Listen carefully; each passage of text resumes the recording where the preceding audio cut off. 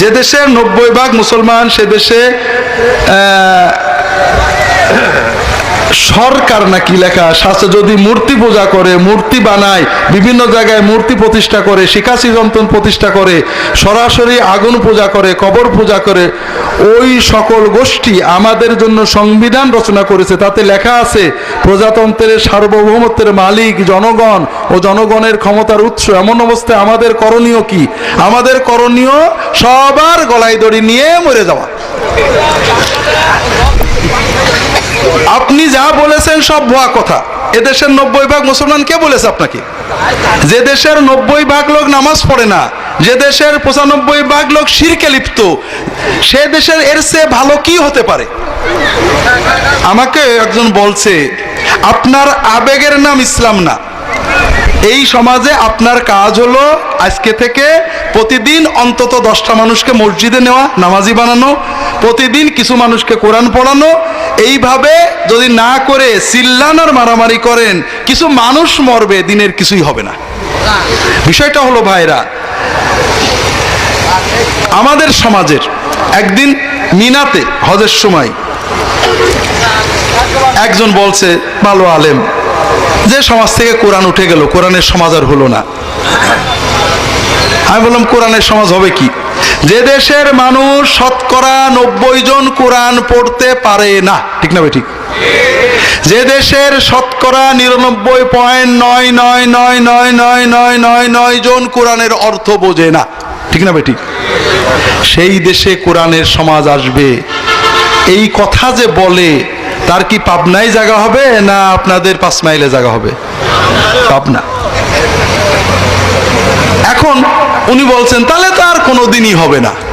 তার মানে আপনি শর্টকাট চান, কিভাবে হবে? মানুষদেরকে কোরআন পড়াবেন না, কোরআন বোঝাবেন না, কোরআনের জন্য কান্না শিখাবেন না, কোরআনের জন্য তার হৃদয় তড়ফড় করবে না, কোরআনের হুকুমে ফজরের নামাজ জামাতে পড়বে না, কোরআনের হুকুমে তার স্ত্রীকে পর্দা করবে না, কোরআনের হুকুমে হালাল উপার্জন শিখবে না, কোরআনের হুকুমে দুর্নীতি বন্ধ করবে না। যে সমাজের 99 জন লোক হারামে লিপ্ত, কোরআন বিরোধিতায় লিপ্ত, আপনি কোরআনের সমাজ করবেন শুধু ঢালাও গল্প দিয়ে আর মানুষের কাছে ভোট নিয়ে? কে বলেছে আপনাকে? না, এটা পথ না। একটু কষ্ট করতে হবে, দিনের দাওয়াতে বেরোতে হবে। এই সমাজে আমি যখন বাংলাদেশের বর্তমান সংবিধানে বিসমিল্লাহির রহমানির রহিম আছে, তাই না? আবার গণতন্ত্র, সমাজতন্ত্র, ধর্ম আছে, আছে না? আছে না নেই? আমাকে একজন বললো, ভাই এতদিনে একটা অরিজিনাল বাংলাদেশি ইসলামী সংবিধান পাওয়া গেছে। কেন ভাই? বলে দেখেন, আমরা যখন চট্টগ্রাম থেকে গাড়িতে উঠি তখন কোরআন শরীফ চালাই। দেখছেন, প্রথমে উঠেই কি চালাই? কোরআন শরীফ চালাবে, সূরা ইয়াসিন চালাবে। কেউ যদি বিরোধিতা করে গাড়িতে নামাই দেবে। এরপরে গান চালাই। কেউ যদি বলে গান বন্ধ করো, 10 জন উঠে দাঁড়াবে, এই চালাও। এইটা হলো বাংলাদেশের ইসলাম।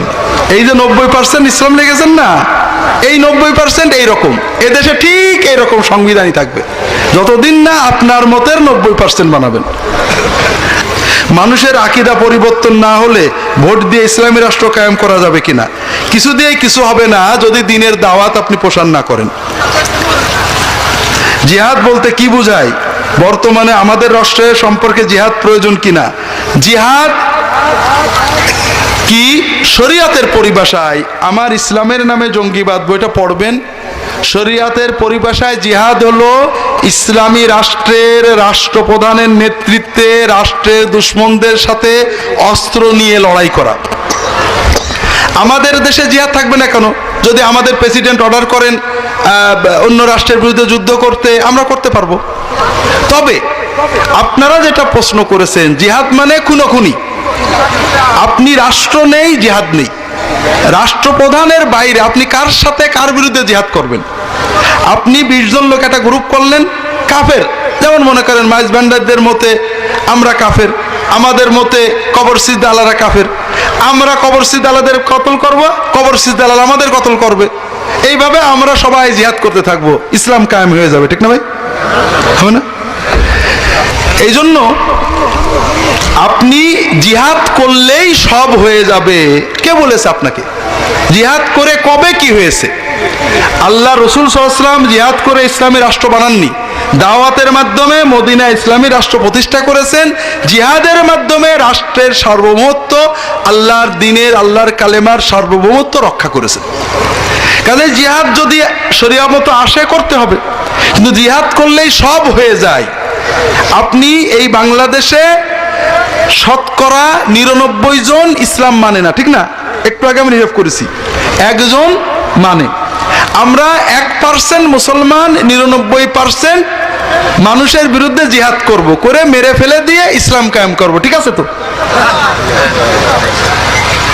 আমাদেরকে দাওয়াতের মাধ্যমে মুসলমানদের ঈমান আকীদা পরিবর্তন করতে হবে।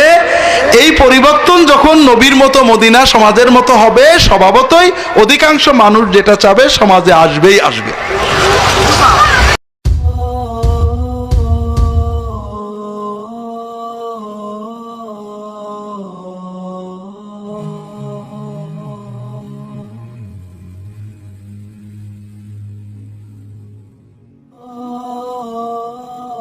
Islam is life, Islam is Jibon.